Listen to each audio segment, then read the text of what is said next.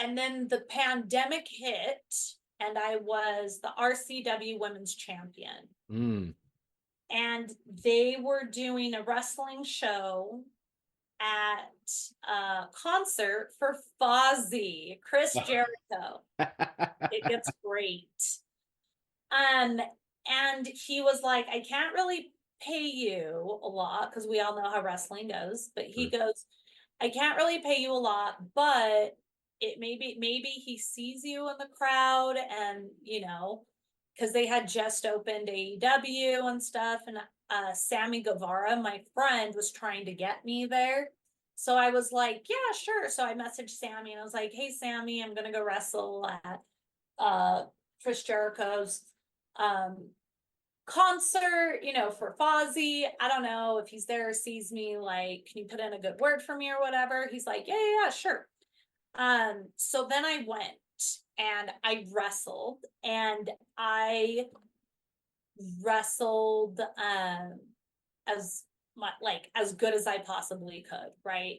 I did everything, pulled out all the stops, did all my flips, did all my fancy lucha libre, did all of my entrance regalia with like the feathers, the samba, like all of it, got the crowd into it. It was great. So as we're tearing down the ring, I get Twitter. This was when Twitter was still around. I got a Twitter message from somebody named Jericho. And I was like, whatever, you're not real. I go, if you're a real person, then come to the ring right now. Holy shit. To my surprise, here comes Jericho in all Whoa. his glory with his cup, his solo cup in his hand. And he has this really cool, like Canadian walk. It's like a strut. And I tell everyone, it was like everybody there, all the wrestlers were like, holy shit, it's Jericho, whatever, right? It was crazy. It was nuts. So him and I talked. He was like, I saw your stuff, some of it, not all of it. He's like, I like your character. He's all, are you really Brazilian or is it just like a character? I go, no, I'm really Brazilian. I was born in Brazil, came to America. Like, I don't even think I was a citizen yet. I think I just had a green card or a permanent residency card. Sorry, I don't want people to be like, oh, she said green card. Oh, cancel her. But listen, I'm a foreigner. I can say whatever I want because I don't know what social norms are. Exactly. Yeah. Right? You didn't grow up with all of us. It makes complete sense. Yeah. Yeah. So, anyways, and we call them green cards in Brazil. So Yeah. whatever. Anyways, so yeah, he was like, okay, well, where do you live? And I was like, oh, well, right now I live in Leander. It's by Cedar Park. They just built like this HEB center. And he's like, Hmm. oh, okay, cool. And I was like, okay, he's all, send me your matches and, I'll help you get better and critique you. I was like, cool. He was nothing but respectful to me That's every awesome. time. Like, yeah, he was super cool. I would send him my matches. He'd give me his feedback. Majority of his feedback was on my gear and how he was like, you do the whole Brazilian thing, but you need to have like Brazilian words on it. So if you spell Brazil, spell it like they do in Brazilian, right?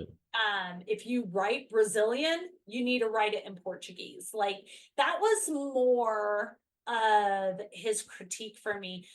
He was always like, your matches are really great. Like, I love everything about it.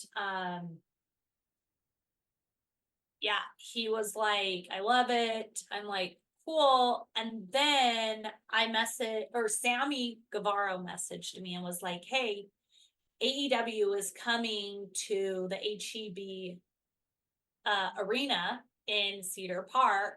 Hmm. I need you to send an email to this person and come out. And I'm like, okay, cool. So I sent the email, I came out, and I was so nervous. They had me there at like 10 o'clock in the morning because they wanted to train me with the girls. Swole was there.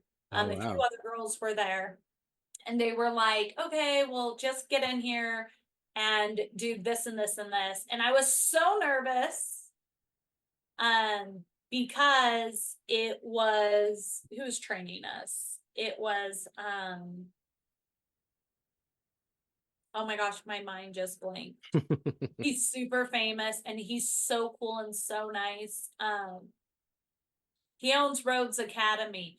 I am Oh, Dustin. yes, Yeah. thank you. I'm like, it's there. So anyways, The Dustin natural. Rhodes Yeah. training. Yeah.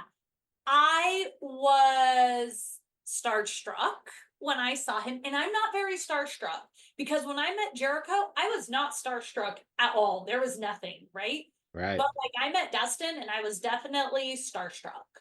To the point where I like while we were training, I accidentally kicked somebody.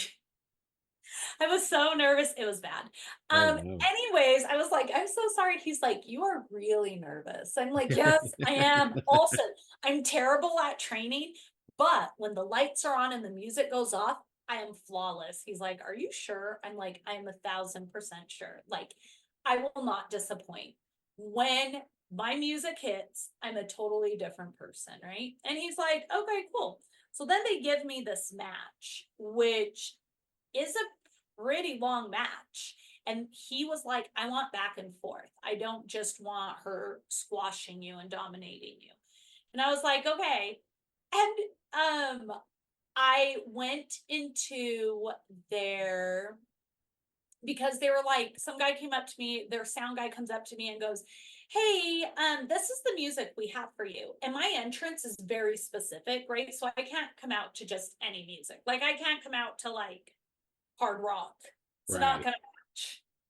So he was like, oh, we have some music for you, and this is what we were thinking. And I go, oh, like I'm Brazilian. My whole gimmick is Brazilian. I normally come out to Magalena from Sergio Mendes. And he's like, okay, well, that's trademark. I can't do that. He goes, but I will find you the perfect song. And I was like, okay. So my very first song that I came out to at AEW was Batucada, which is the Brazilian samba song that it's the rhythm that they play for Carnival in Rio de Janeiro at the Samba Dome. Oh, wow. Yeah. Um, so he found one that he could use for it. And I didn't realize this, but if you watch my entrance to Swole, they have the Brazilian colors, which I didn't tell them. I just told them my whole thing is like Brazil. I come out to Brazilian music. That's it. I do the samba. That's all I told them. And he like, they did the whole thing. They even put my name, Christi Jaynes, as Brazilian like colors, everything. It was cool. And they did it in a matter of hours. I was in awe, right? That's awesome. Yeah. So I was going through my entrance and I was going up to their camera guys and I was like, hey, I just wanted to talk to you guys about my entrance because I walk down, I dance, and I don't want to step on your camera cords and I don't want to get in your way. So, like, I walked through all of that. Little did I know that Tony Khan, Cody Rhodes, and Chris Jericho were watching me the whole time I was talking to their people about like, hey, where do I walk? Where do I go? Like, how do you guys want me to get in the ring? Do you just want me to go straight to the ring? Like, how are we doing it? Like, I asked questions that most people don't ask because they're not trained or they've never been on TV. I was very fortunate that Conan gave me the opportunities he did in Mexico. So I'm at AEW in Cedar Park at the HEB Arena, and I got this opportunity from Sammy Guevara, Mhm. and they give me this match with Swole, Big Swole, and my we put the match together, and Dustin Rhodes looks at me. Swole tells him, everything. He's our agent. And she walks away to go finish getting ready. He looks at me and he looks at me and he goes, "Hey, are you sure you can do everything you said you're going to do?" And I go, "Yes. Why wouldn't I be able to?" And he's like, "Well, some people do it and then they get afraid because they see all the eyes out there." And I go, "I'm not going to embarrass myself." Right? I'm like, "I can do it. I promise." And he's like, "Okay." He's like, "Everyone in management is watching you." And I was like, "Ah, shit." No pressure. No pressure. But he was super nice.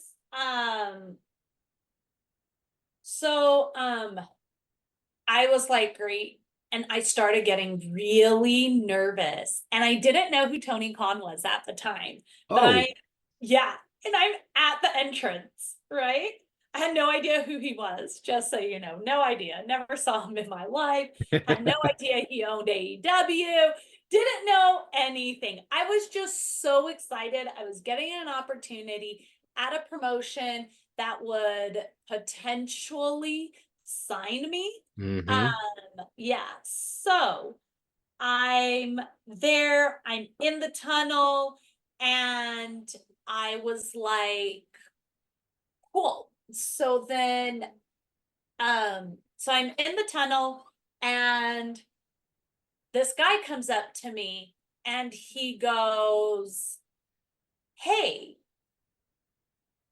it's gonna be okay." And I'm like, "It's okay. I just always get nervous before I go out there." I'm like, "Ah, crap, I forgot." And he's like, "What did you forget?" I'm like, "Everything." And I just walk out there and I look into his eyes and he is just like, "What the hell?" And so I go out there, I do my entrance, it's flawless. I don't trip. I was really afraid doing the samba down the ramp. I was going to trip and fall. I go around, I get in the ring, I'm ready, I'm confident. It reminded me of wrestling in Mexico. That's what the HEB arena reminded me of. The Huh. crowd, the emotions, everything. So in Tijuana, I wrestle a lot at the Auditorio Fausto. And it is a arena, right? A sports arena. They do boxing, they do a lot of lucha libre there. And it's huge. It is just a huge place. So I'm used to having the large crowd. Again, thank you, Conan, for taking me to Mexico. Of Right? For booking me down there. Like, it was course. Yeah. great. Yeah. So I was down there. And so, anyways, I go in there, I do my match. Everything went off flawless. Swole got busted open my lip in it, and I lost. We still need a rematch, Swole. There you go. Right, and then I go into the back, and everyone is like, "Oh my gosh, you're bleeding, are you okay?" I'm like, "I'm fine, it's a scratch, it's literally a scratch." It wasn't even big enough for stitches. It was so dumb. I was like, "We're fine, I'm fine." And they were like, "That was great." And then Tony Khan comes up to me and he's all, "You were great." He's like, "You didn't forget anything." I'm like, "Yeah." I'm like, "I got it." I always like get scared before, right? Because I care so much about Hey. my performance out there. I care so much about entertaining everyone and making sure everyone has a good time, right? Whether they boo me and hate me or they cheer for me and love me. I don't care as long as I get something out of them, and that's all I want. Right. And so Jericho comes up to me and he was like, "That was amazing. Like, that was so great." So now I'm being praised by Chris Jericho, which to me, Lionheart is one of the greatest. Okay. So Oh, there's, facts. Yeah. yeah. And then lo and behold, Jerry Lynn comes up to me Whoa. and I had a little fangirl moment because I love Jerry Lynn. I Yeah. love Jerry Lynn and RVD's matches at uh what's it called? Oh my gosh. My brain is not playing again. ECW. Yeah. ECW, man, their matches were amazing. Oh, I they have were next watched level when like that was when you really started seeing the transition of what